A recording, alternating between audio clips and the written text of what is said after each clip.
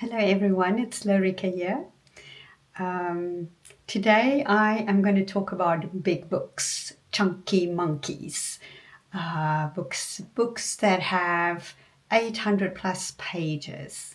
It's actually a tag that I was tagged by Tracy from Tracy's Nordic Light. And it's a book tag about list some of the big books that you've read that are 800 plus pages.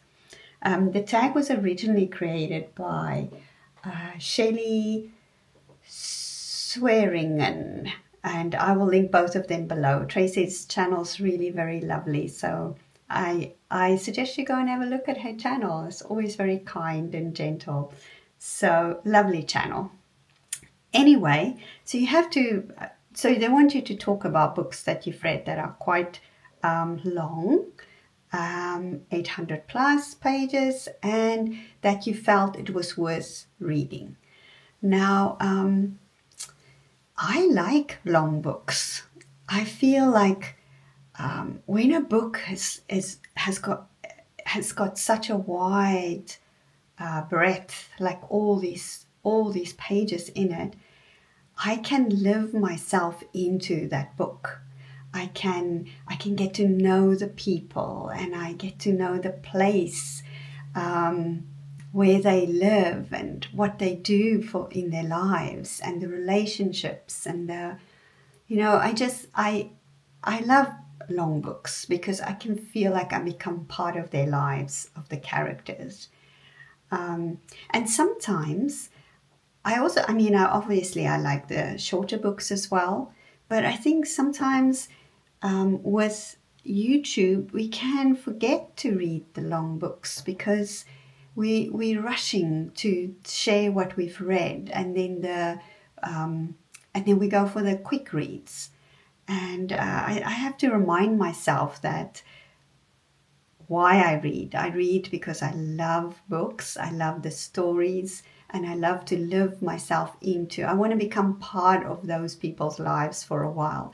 And a good way for me to do that is if it's a really chunky book. So I've read quite a few of them, but I'm just going to highlight some of my favorites. And then at the end mention some that I want to read that I actually have on my bookshelf now that I want to get to. It's a bit varied as always with my books, but let's start at the beginning. I'm going to list them not according to favorites, but according to, how shall I say, publishing date or date that they were published. So the first book, believe it or not, I read this book when I was young. I read the whole book over many years, of course. I was still a kid in my teenage years and early 20s, and it's the Bible. This is the Afrikaans version of the Bible. It actually was my mum's Bible, so it's very special to me. When I was growing up, it was a very religious house, and I was super religious myself, and so much so that I actually, when I went to university, first 2 years, one of my majors were theology.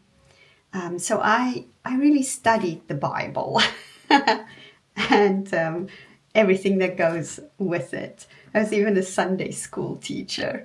But those times are behind me now. I don't call myself a Christian, but the stories in here are really amazing stories.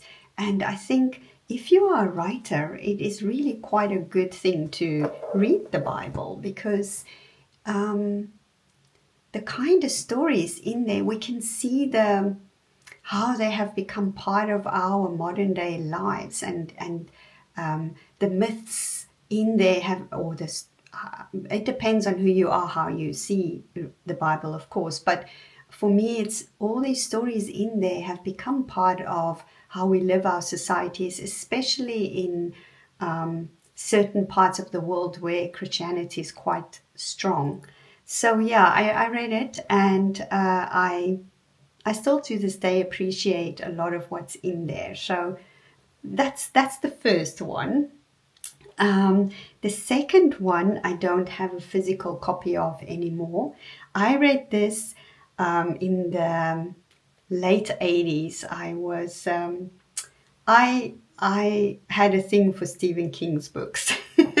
I read all of them in those days, probably up to maybe 2000, and then I drifted away, but up to then. So this second book is The Stand by Stephen King. What a book. My God, I was obsessed with this book. I remember when I read this book. It's one of those apocalyptic books where some virus was released in the world. Does this sound familiar? No. Some virus was released in the world and it wiped out everyone except a few. And then these people that survived basically divided into two groups. One led by an old lady that was more on the, I want to say, good side, and then the other led by the dark man, and he was more on the bad side. And so yeah, that was the book. I think there's a mini series that was made of the book. I didn't watch it. I think I watched the beginning and I thought, no, this is not for me. That book was so powerful. I don't want to mess with that memory. So so I read that. It was very good, very scary. But I love Stephen King. He scared the hell out of me, but it was great. And then number 3, it's another one that I read when I was very young. I was also in my late teens, and I had this friend who really loved fantasy books. And she always gave me or recommended to me, and I would go and try and find them at the library because I couldn't afford books. I don't have enough money. So I would find them at the library. And this book is, maybe if you a little bit of around my age, you will remember it. It was called The Mist of Avalon by Marion Zimmer Bradley.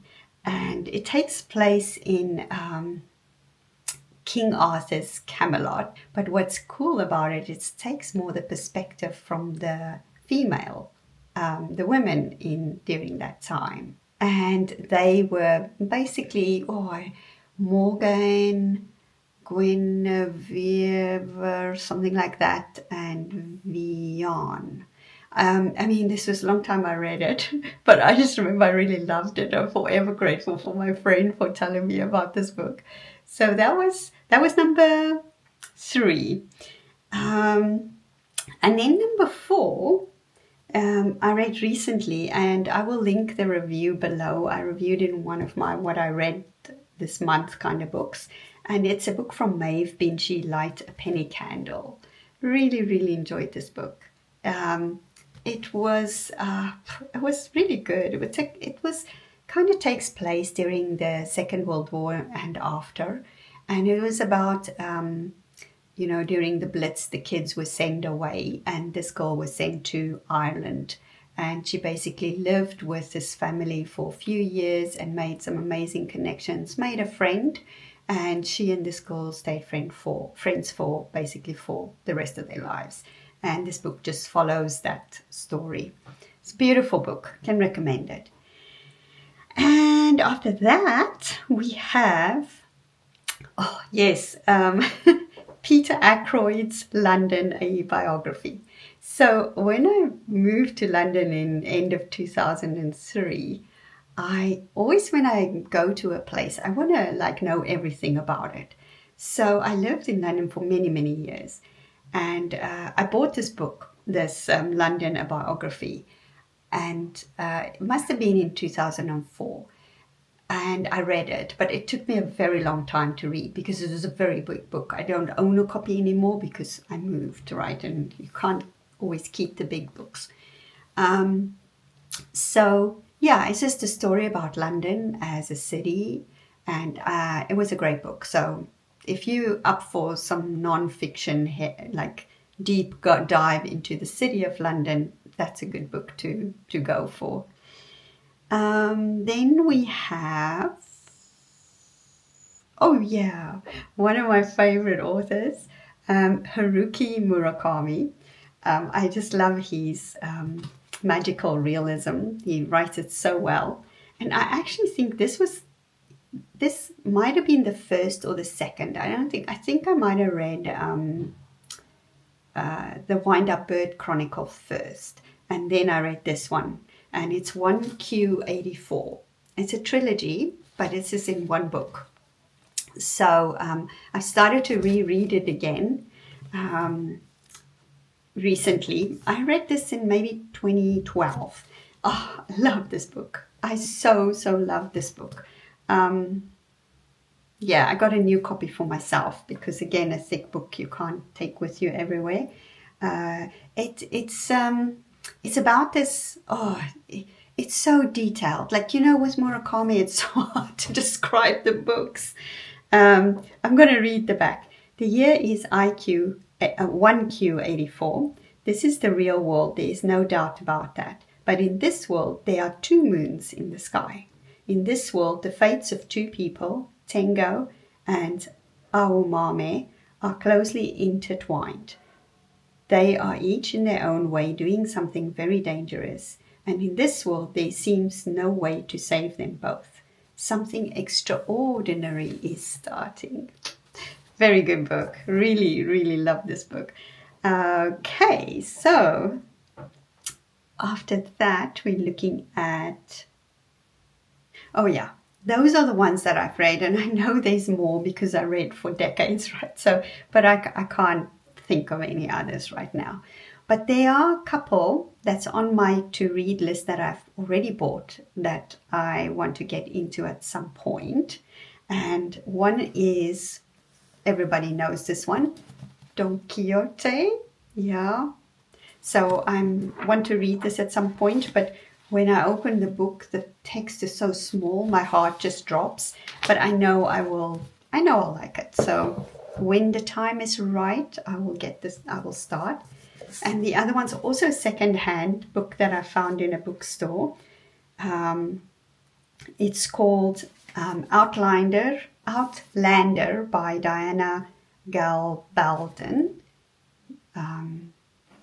It's a series, right, somewhere on one of the streaming services.